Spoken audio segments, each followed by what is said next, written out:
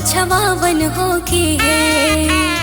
आंगना में आयल हरियर बासावात मड़वा छवावन होके है।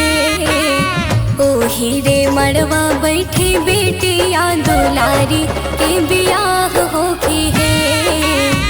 ओही रे मड़वा बैठी बेटिया दुलारी के बियाह होखी है। ओही रे मड़वा बैठी बेटिया दुलारी के बियाह होके है।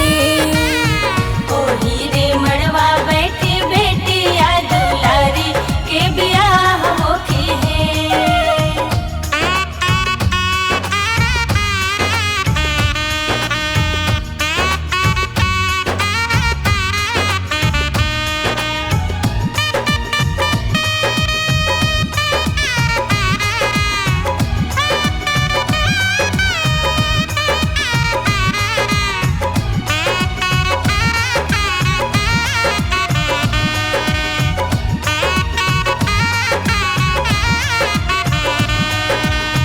मड़वा छवाए गैले काला सारा खाई गीत मंगल होखी है।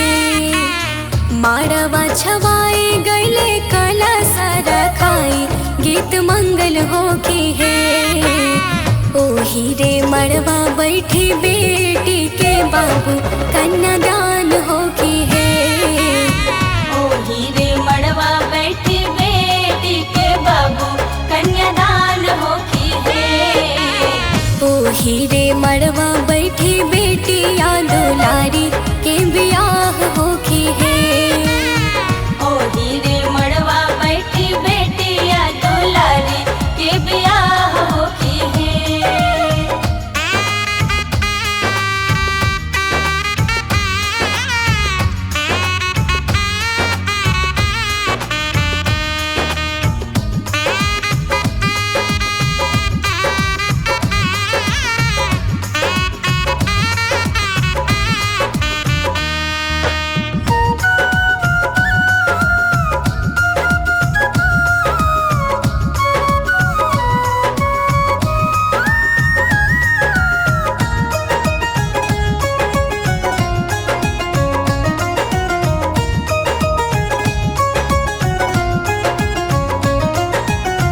पंडित पुरोहित बैठे बैठे पहुनमा सब विधि होखी है।